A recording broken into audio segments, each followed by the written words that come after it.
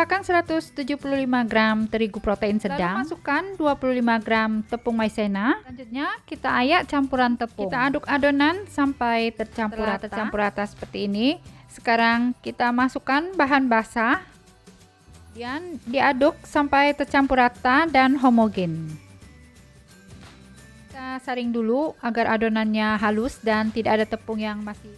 Siapkan loyang yang diisi pasir bersih sebagai alas untuk memanggang kue agar kue tidak cepat gosong ya. Kita panaskan cetakan martabak mini. Nah, kalau sudah agak panas, kita masukkan adonan bolu kojo. Tuang setengah bagian saja ya, tidak perlu tebal-tebal. Kita panggang dengan api kecil sampai matang. Kita masak dulu sampai pinggirannya matang ya, tidak perlu ditutup. Sudah mulai matang, baru kita tutup ya. Nah, bagian atasnya sudah kering ya, artinya ini sudah matang. Sekarang kita angkat ya.